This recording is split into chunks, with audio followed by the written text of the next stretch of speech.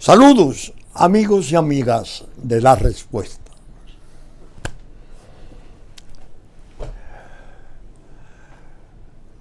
Noviembre, a punto de terminar el año 2021.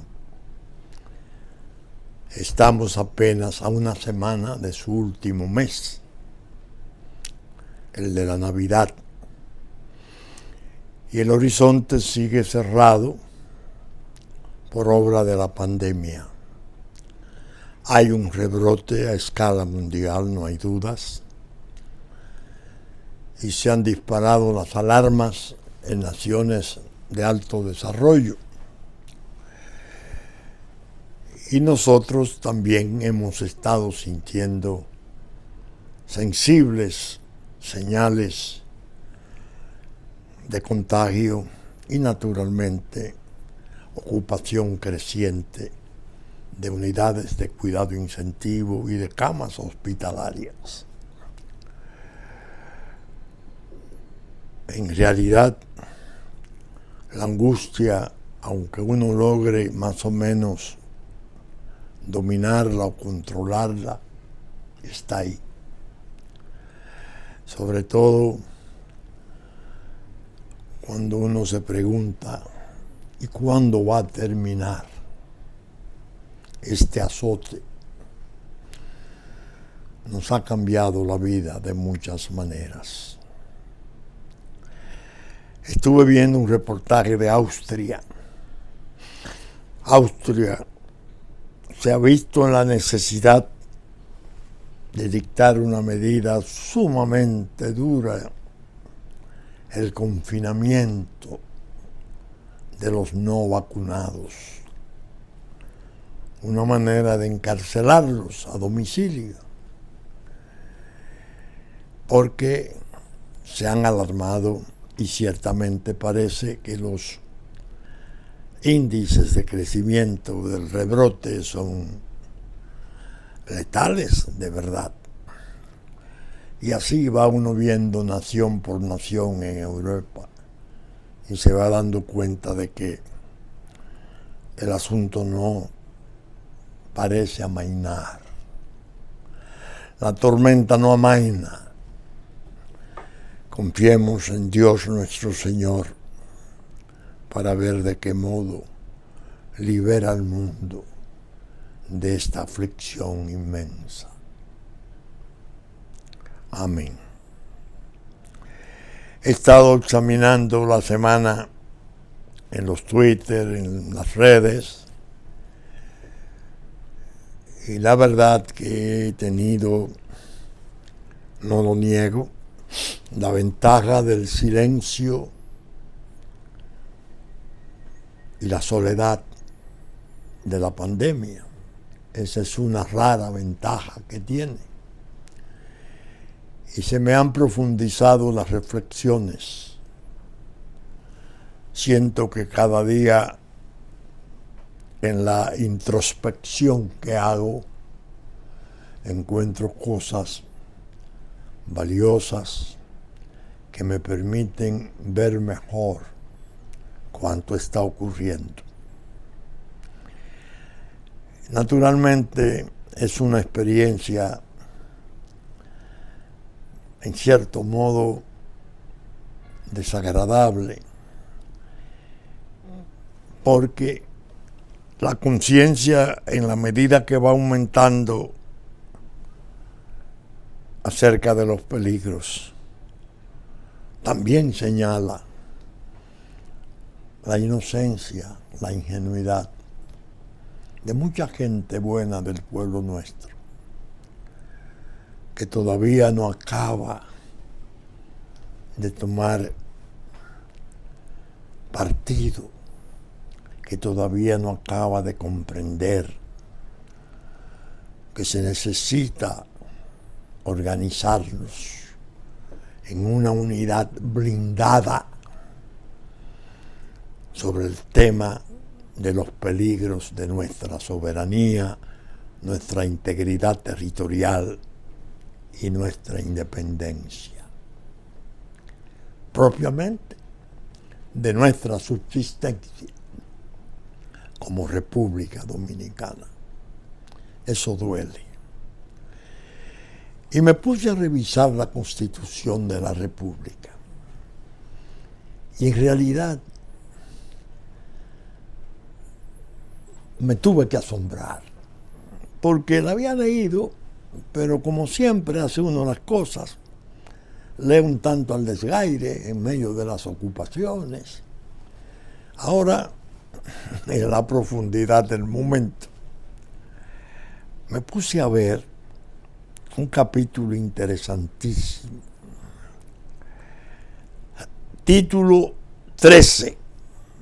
Los estados de excepción. No voy a tratarlo para la pandemia, porque ya lo hemos estado viendo repetirse en el Congreso. Mal que bien, sirvieron para mucho en los momentos en que se entendía que el COVID estaría de paso.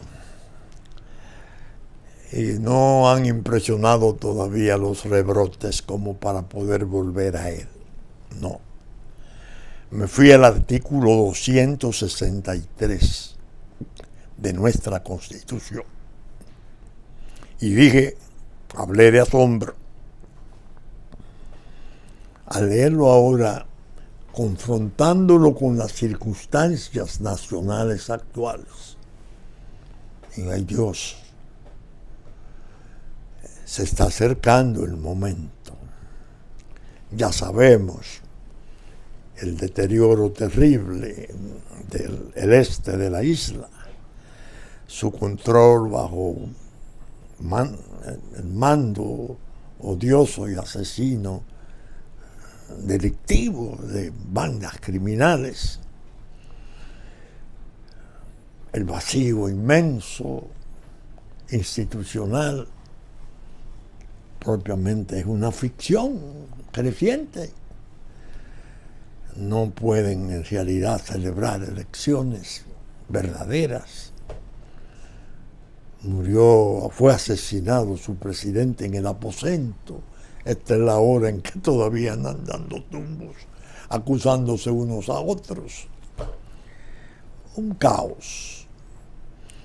Al leer el 263, dije, caramba, yo le voy a leer a los amigos de la respuesta este artículo de la Constitución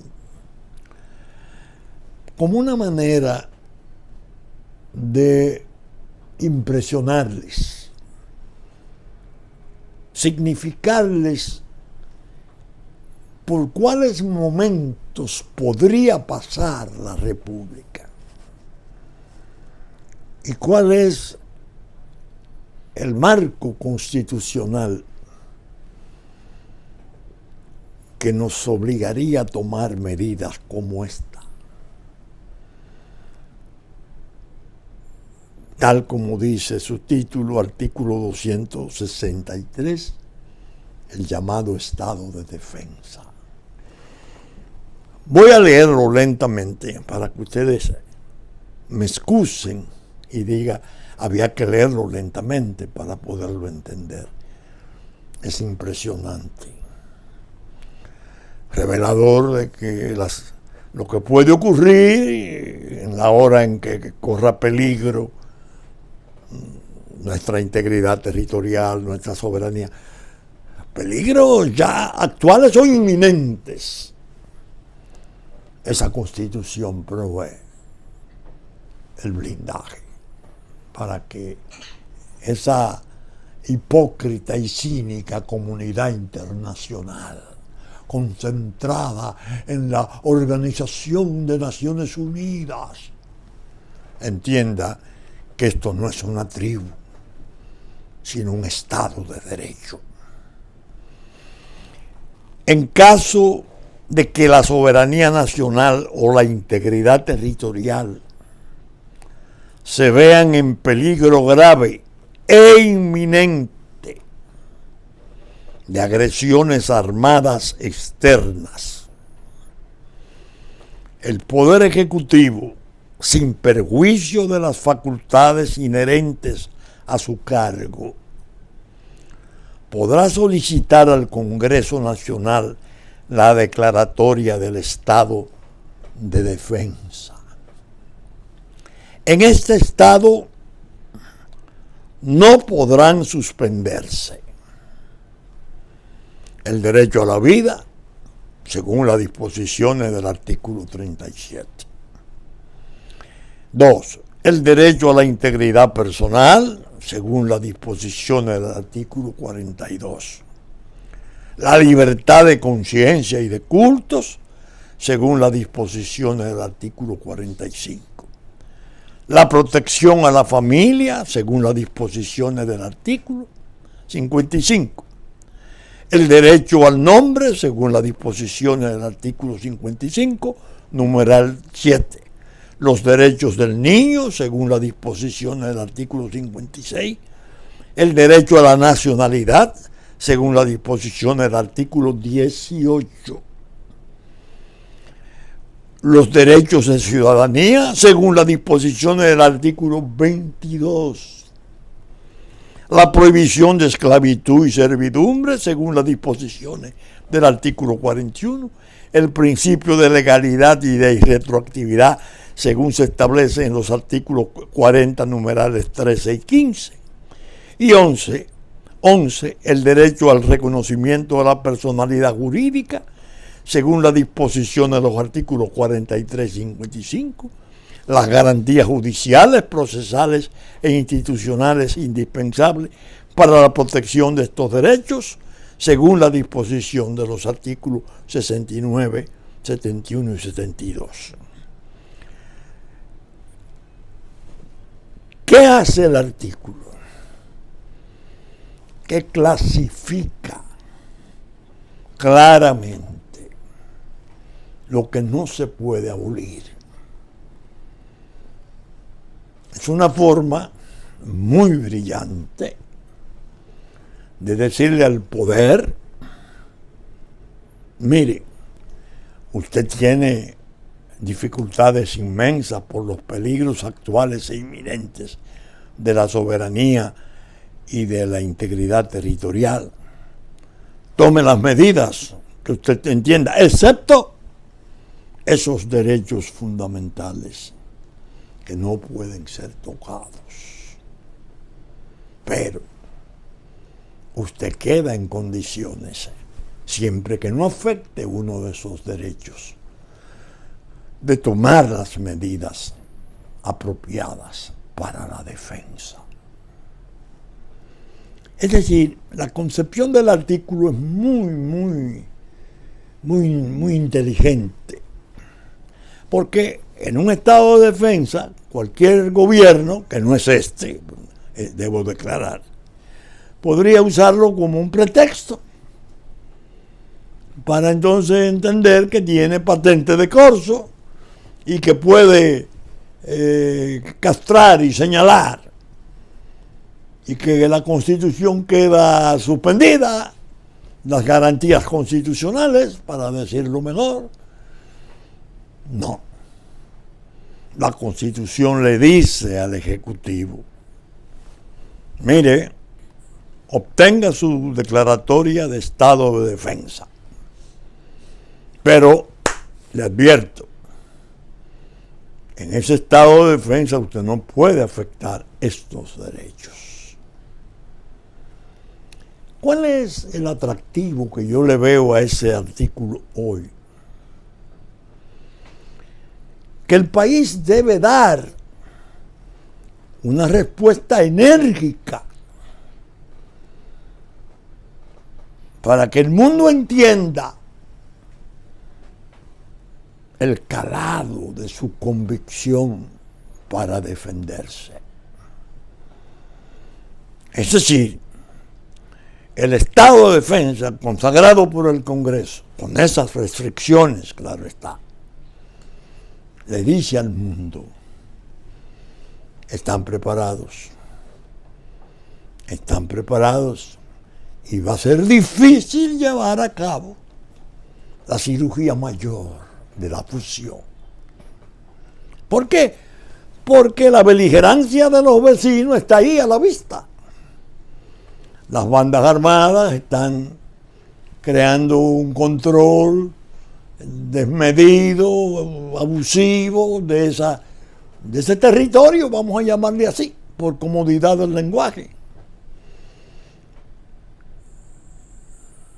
Y nosotros como vecinos, recibiendo efectos ya anunciadores de que el asunto se va a agravar.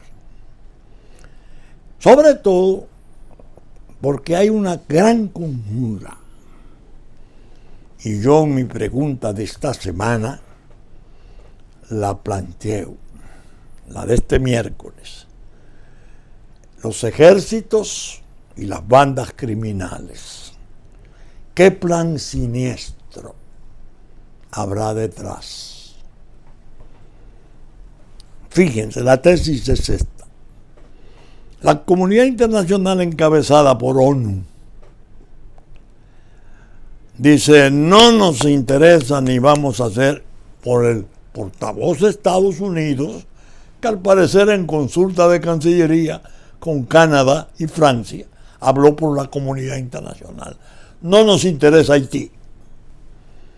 Haití le vamos a dar una ayuda, le vamos a mandar unos carros a la policía, unos chalecos antibalas, ellos resolverán su asunto.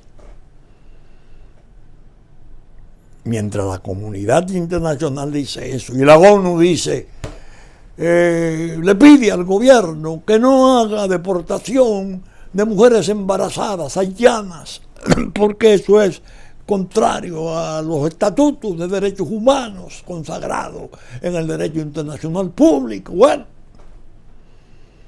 no. Mientras ocurren esas cosas que son parte de la conjura, nosotros respondemos por medios jurídicos. El esencial, repatriación. Estricta, pero amarrada por la legalidad, sin arbitrariedades.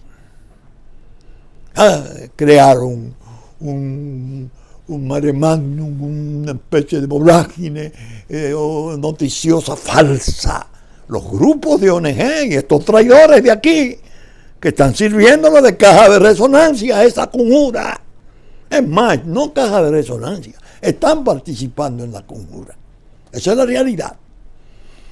En un crimen de neta traición, que no lo pagarían ni con la vida.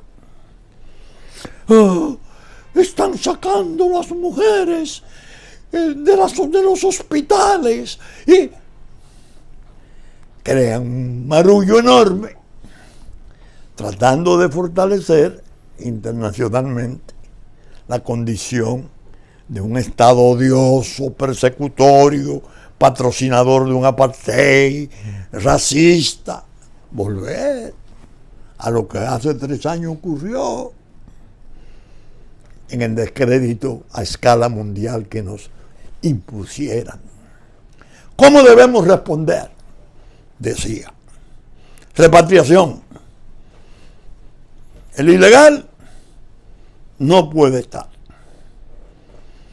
Bueno, pero no, en virtud de esto.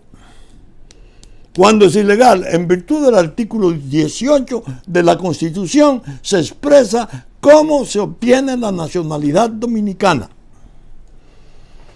Incluso aquí hay elementos, el fallo formidable del Tribunal Constitucional 168, que a pesar del sabotaje vergonzoso de la ley 169 y de las prácticas delictivas del gobierno de Danilo Medina para dejarlo sin efecto, está ahí. El gobierno lo recupera. Dice, no, a mí me dirige el fallo del Tribunal Constitucional, porque dice la Constitución que sus decisiones son vinculantes para los demás poderes públicos. Aquí no es cuestión de una leycita de prostituta hecha ahí en la malicia de aquella satrapía, que mejor es no recordar, digo, hay que recordarla, pero que duele recordarla. No. El guía del gobierno, el fallo 168. ¿Por qué? Porque el artículo 84 de la Constitución así lo manda. Recuperarlo,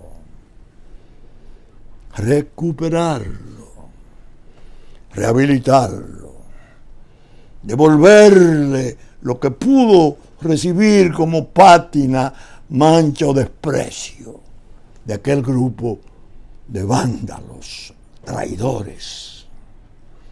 Segundo gesto de energía, de inmenso poder legal, el estado de defensa. Ustedes creen que ustedes no se van a meter en nada, pero nuestro presidente le dijo a ustedes en un Twitter, a los tres fundamentales, Canadá, Francia y Estados Unidos: vengan, háganse cargo de ese desastre. Yo voy a endurecer y a recuperar las prescripciones perdidas o puestas de lado sobre la migración. Yo voy a cuidar mi país. Y que ustedes me responden ahora con esas cosas. No.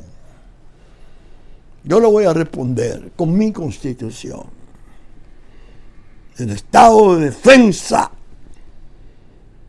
es el que cabe ahora. Así como se hizo con la salud.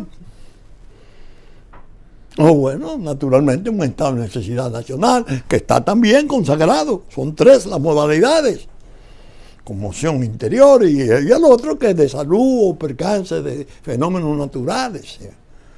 Ahora lo estamos haciendo en ocasión de la defensa de la patria. Es decir, crear el marco legal constitucional imponente que en la hora en que surjan incidentes que ya se ven inminentes, tiros, para decirlo con franqueza, y vengan las comisiones y todo ese grupo de hipócritas y cínicos de ONU a averiguar qué ha pasado. Ustedes son los autores fundamentales de ese desastre. Ustedes pasaron 15 años ahí con un mandato insuficiente, pecaminoso, de que para ayudar a mantener el orden público, a sabiendas que era un narcoestado y la cocaína pasaba, sus camionetas llenas de cocaína y de armas, y sus tropas no podían intervenir porque era el orden público. Charlatanes. Fruto de esas barbaridades que se cometieron ahí es que está esta situación actual. Vamos a defendernos. Pues bien, yo en el programa pasado, recuerden ustedes, propuse la designación de una comisión plenipotenciaria, una misión plenipotenciaria. 3, 5. Pero sugerí que el doctor Leonel Fernández era el ideal para encabezarla, por tener el prestigio internacional, las relaciones, 3 periodos presidenciales, 3 idiomas, y dije que debían de producirse reuniones de una cumbre restringida entre el presidente de la República, líder innegable desde el poder, y el expresidente Fernández, a esos fines. Afinar cuál sería el trabajo, reglamentar, a dónde vamos a ir, cuáles son los organismos que tendremos que tocar en el mundo, cuáles son las universidades a visitar, cuáles son los centros de poder y de mando y centros de conocimiento, donde está gran parte del poder de la tierra, donde una comisión nuestra pueda presentar nuestro caso. Pues bien, en la semana, un diario matutino trajo en su digital la noticia de que Leonel Fernández respaldaba a la ONU en su alegato de la no deportación de las embarazadas, que Leonel Fernández había calificado de inhumano esto. A mí me produjo una mortificación, no lo niego. Vienen mis hijos, que están mucho más al día que yo de esas cosas de redes, y uno de ellos, Vinicio, me dice, mire, eso es una manipulación. Él tuvo una conferencia de prensa y lo que él dijo, hubo diarios que sacaron la versión que él dijo, se puede prestar a malas interpretaciones. Parece que la pregunta formulada fue si sacar mujeres, como ya se había publicado, ahí es donde está la falsedad de la noticia, inmigración y la policía sacando de los quirófanos, de los paritorios, a las mujeres a medio parir, para meterle en una guagua, un camión y deportarlas. No. Eso no ha ocurrido. Eso es falso. Es una premisa perversa. Y de una vez se alborotó ese avispero de ONG y todos esos. Bueno, el calificativo que merece no me atrevo a decirlo por aquí, pero lo siento. Y el Leonel Fernández infamado. Bueno, mis hijos me dijeron que habían recibido una llamada del presidente Fernández, el expresidente Fernández, para tener una reunión con ellos, aclaratoria. Vinicio había reaccionado, Pelegrín también, creo que Juárez también, con cierta extrañeza, y José Ricardo, que es comunico y secretario general de nuestro partido. Habían sido severos porque vino un aluvión inmenso de crítica. Bueno, Leonel Fernández se había descalificado como dominicano. Se aliaba a ONU, a Ban Ki-moon, el hombre que habló aquí aquellos 18, 28 minutos, siendo secretario general de ONU, y no nos llamó en ningún momento el Estado República Dominicana. Oigan cómo es la perversidad de esto, porque ONU tiene más de 40 naciones de África. Y ahora hablaremos del CARICOM. Pero bien, los muchachos regresaron y ya vi en la prensa fotos, ya vi las aclaraciones. Leonel Fernández dijo, eso no es verdad. Me han planteado un asunto, y es claro, si hay un parto inminente de quien sea, nadie puede pensar en una arbitrariedad de agarrar a esa mujer en ese trance y llevársela y deportarla. Imposible. Pero sí pararla en frontera. Y sí pararla en el propio hospital cuando intente ingresar. Porque la ley de migración, el reglamento tiene una disposición que le da facultades al director del hospital para decir, no puede, es ilegal. Incluso formular las primeras peticiones para su deportación. Bueno, el hecho es que yo amanecí al grabar con el descargo de la mortificación, porque en la Asamblea General de OEA oí a nuestro canciller. Yo no lo censuro nunca y voy a decir por qué. Él es hijo de un hombre magnífico que fuera mi profesor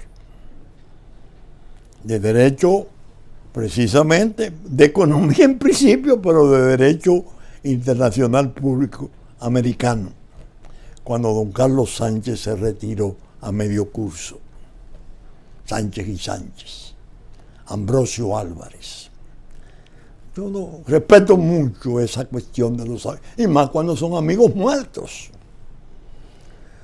Nunca me refiero a él. Sin embargo, cuando lo vi declarando a raíz de la reunión de la OEA, me apené. Dice que hay que atender a las máximas y refranes populares. Este es más o menos un tipo de máxima. La falta de devoción quita la gana de rezar. Él dio unas declaraciones que lucieron tan blandas, tan temerosas, tan tímidas, que realmente no era una posición que correspondía al canciller dominicano. Y habló de que no se había ni siquiera agendado el tema en la asamblea, porque 14 o 12 estados pequeños del Caribe, el CARICOM, se habían opuesto. No se podía tocar la situación de Haití en esa Asamblea General de OEA, porque se había opuesto el CARICOM. Las islas, en conexión clara con el parecer de ONU y África. Qué pena. Eso me hizo recordar a Guadalupe, 1999, Leonel Fernández, el presidente de Francia, Jacques Chirac, y todos los ministros del Caribe, de las Antillas Menores, con República Dominicana en la reunión de Guadalupe. Me lo han oído ustedes contar.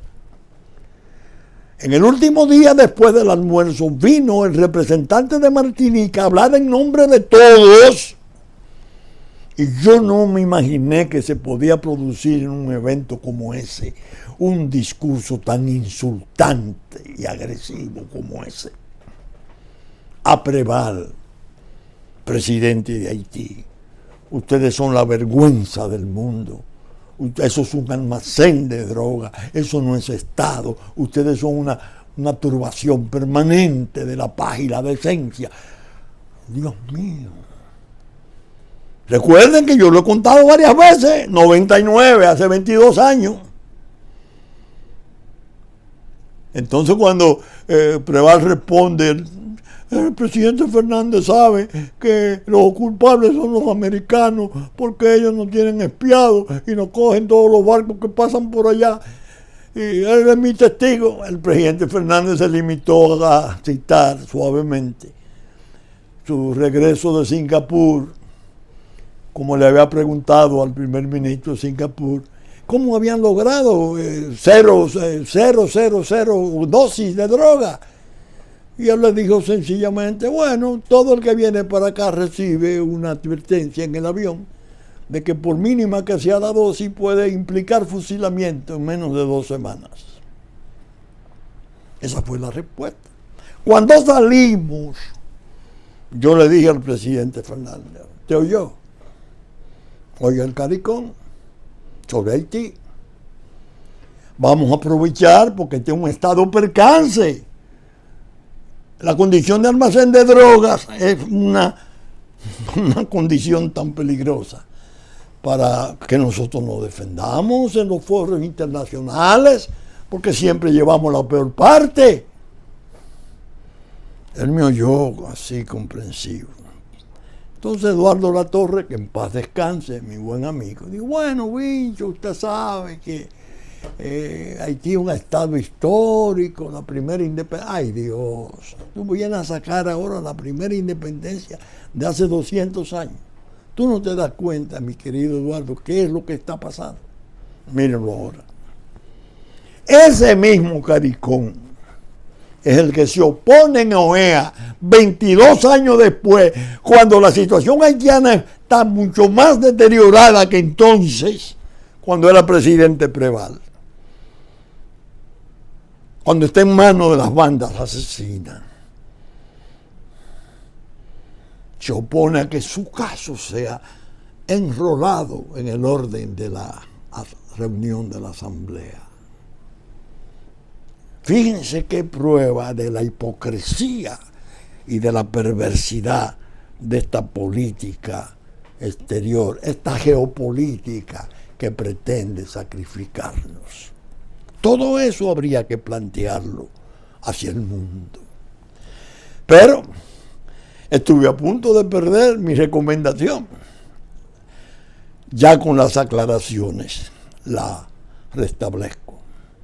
Presidente Abinader, llame a su amigo el presidente Fernández, reúnanse, conversen sobre esa posibilidad y diseñen una misión plenipotenciaria que pueda mantener las posiciones dominicanas en la forma más eficaz que se pueda lograr. Ese es el acto de defensa fundamental que necesitamos después de las repatriaciones y después de la declaratoria del estado de defensa a que me referí, del 263 de la Constitución de la República. Vamos a organizar una defensa. Señores, yo me formé, imagínense, yo fui alumno de Manuel Arturo Peñavalle. Ustedes están oyendo. Como lo fui de Pedro Mir, en la Normal. Y de Álvaro Albelo. Peñavalle, un erudito. Esos cancilleres, Joaquín Balaguer, Virgilio Díaz Ordóñez, Dios mío, eran potentes voceros del país. Incluso, como dijeran los embajadores de América Latina, cuando el bloqueo con motivo del acto terrorista, del intento de asesinato de Rómulo Betancourt y el bloqueo que le siguiera, que ellos iban a oír al orador Virgilio Díaz Ordóñez, porque era fascinante, pero que no comprendían por qué le podía servir a una causa tan desastrosa como aquella. Ahora la causa es inmensa. Ahora la causa es sagrada. Entonces necesitamos defensa, porque nos quieren finalmente sacrificar. Bien, Leonel Fernández fue a OEA y dictó una conferencia formidable, desmintiendo un fallo de la Corte Interamericana de OEA, que nos mandó a guardar el artículo 18 de la Constitución. Voten eso, a fin de hacer la condición de dominicano una especie de compra de guineo en la esquina. Dame 2 guineos y aquí hay 10 pesos, 20 pesos. Una conferencia primorosa. Después creo que la invocó en Europa, no recuerdo dónde, porque es realmente un hombre de sentimientos nacionales importantes. Ahora, tiene su índole. Y yo pienso que esa índole incluso es posible que le haya favorecido para tener la aceptación que ha tenido, ganando mayoría sobre 50% 3 veces la presidencia de la República. Ustedes quieren saber cómo piensa Leonel Fernández. Él fue a Haití siendo expresidente. No sé si fue con motivo del terremoto, la universidad, no recuerdo el motivo. Salvó la vida milagrosamente. Porque turbas terribles, armadas, vociferantes, asediaron el palacio donde estaba. Y hubo que sacarlo por la puerta de atrás, por la del servicio, por la cocina. Y se salvó porque su escolta era tan valerosa y tan firme que no quedó una bala en las armas, en lo que llegaban a la embajada. Ustedes se enteraron de eso. ¿Cuándo? una nota mínima, sí, salió pequeñita en un periódico. Y Vincho Castillo se hizo eco en la respuesta hablando de eso. ¿Por qué Leonel Fernández no quiso que eso, que era una noticia importante, mundialmente importante? Ya vemos, ellos matan los presidentes en aposento, mataron a un presidente en la calle, ¿no?, para esas turbas y esos grupos de bandas criminales, tomarse un vaso de agua. Pensó en la paz. Sí, eso se publicaba, entonces podía dar pie a que aquí se produjeran reacciones y se armaran persecuciones y se derramara sangre. Esa es la índole de Leonel Fernández. Pero no es que no tiene las ideas y el concepto de la nacionalidad y de los peligros que estamos atravesando.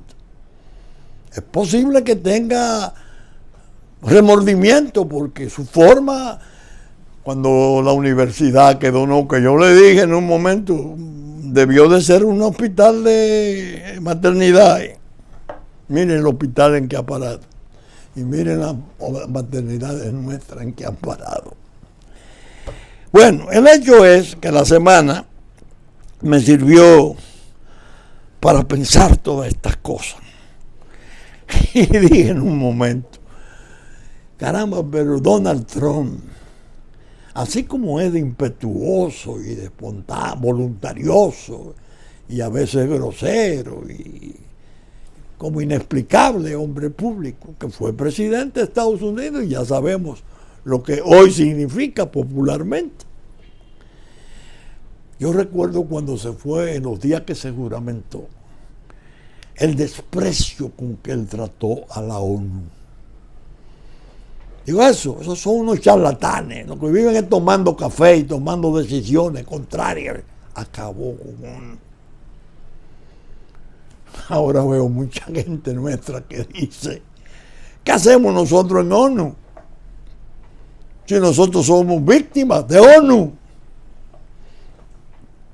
Entonces me recordé que una vez se atrasó mucho el pago de la cuota de República Dominicana en el gobierno de Joaquín Balaguer y le publicaron unas cuantas revelaciones de eso para mortificarlo.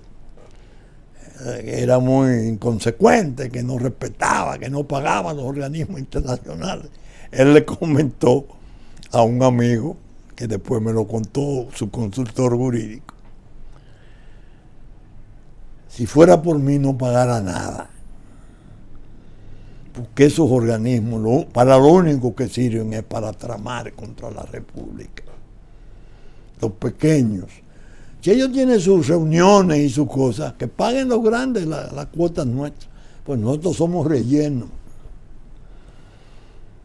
Naturalmente era un canciller y un señor de una cultura infinita el que hablaba. He aquí el libro. Lo mandé a buscar a la oficina. Miren el artista Bill Clinton. ¿Recuerdan ustedes que lo mencioné? Mi vida. Maravilloso. Escrito en forma primorosa. Pero ay Dios, cuánto me enseñó. 11 páginas están aquí señaladas con su papelito y arriba se dice que el tema para esa devoción de él por Haití, desde Moscú, aquella señora haitiana que él conoció allá, que no tenía dinero para regresar, que tuvo una relación con ella. Él es un don Juan. Dice que el día de su juramentación se recordó si habría podido regresar esa señora, no sé si a Francia o a Haití. Pero leer esto es muy provechoso, porque así es que uno se da cuenta exacta de la magnitud del error de este hombre brillante. ese hombre cometió el error inmenso de suprimir el ejército, de restituir a sangre y fuego a Aristides, 2 portaaviones, 6 buques cruceros y destructores, 64 aviones, 3.000 paracaidistas, para poner a Aristides nuevamente, que después tuvo Estados Unidos en el gobierno de Bush, que arrancárselo y llevárselo a Sudáfrica, porque todo su derrocamiento consistía en una lucha de carteles de la droga. Dice él, nada más les voy a leer este pedacito para que ustedes vengan, lo que es el error persistente de un hombre brillante. Brillante.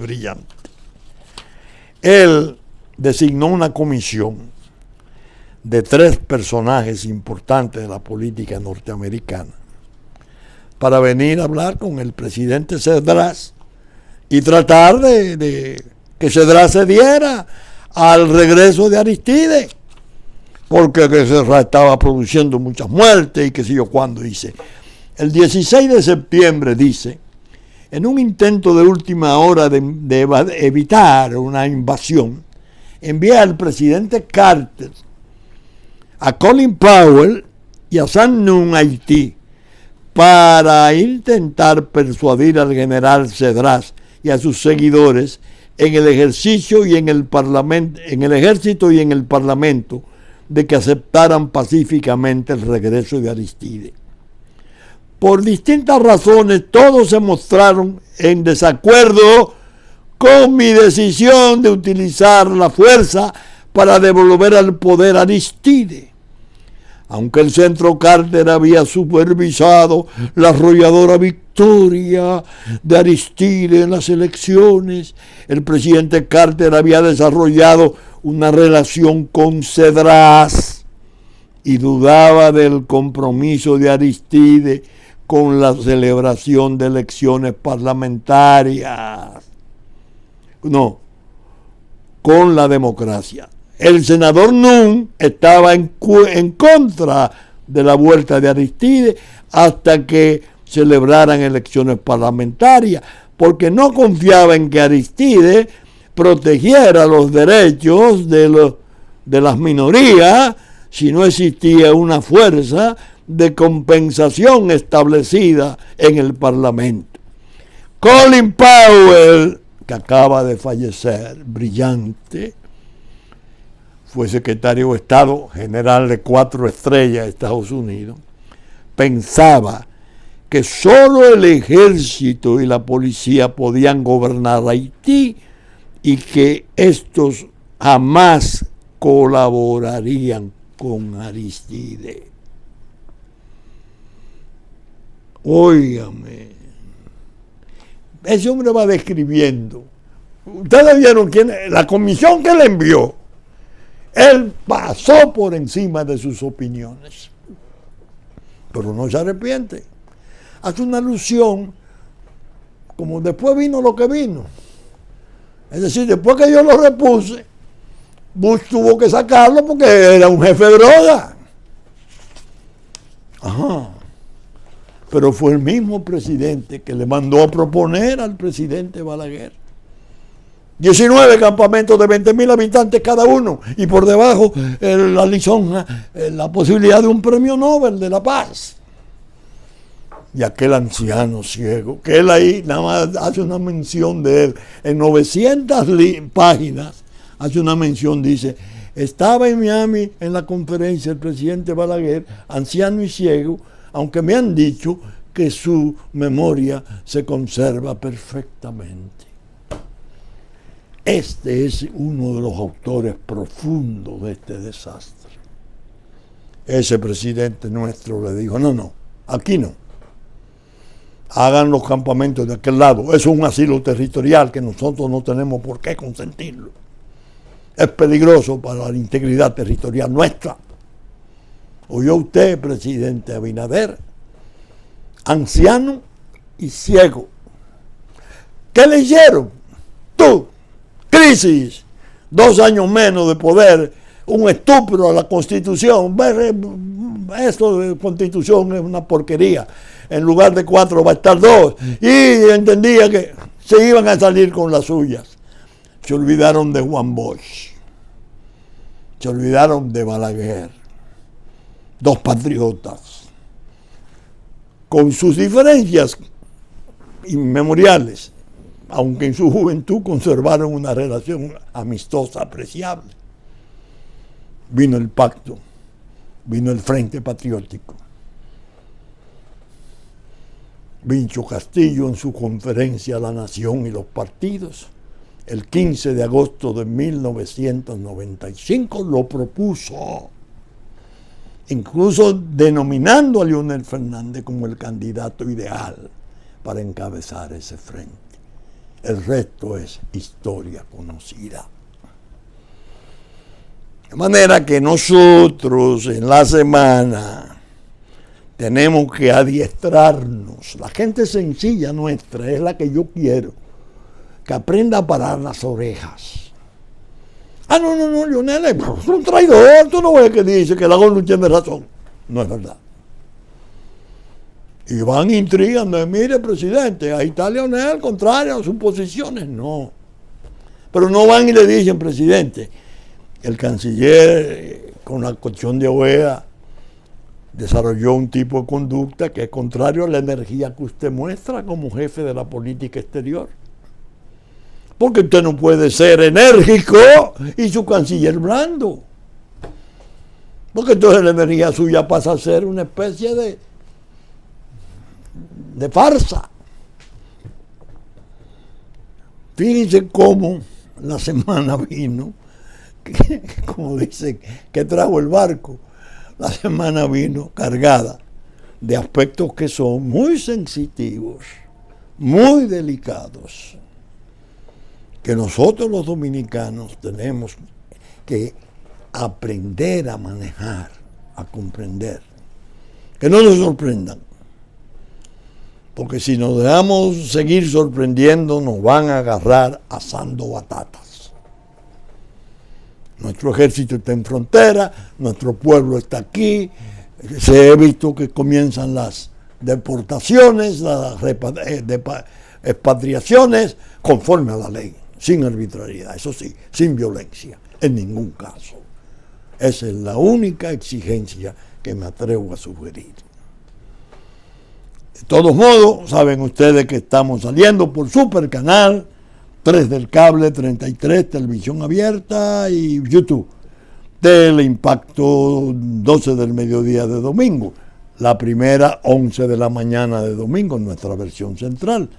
Y asimismo, Teleimpacto de nuevo a las 9 de la noche, canal 2252 de Arte. A partir de las 12 del mediodía de domingo, estamos ya en YouTube. Esperamos estar con ustedes el próximo fin de semana en la entrega de una nueva respuesta. Muchas gracias y hasta entonces.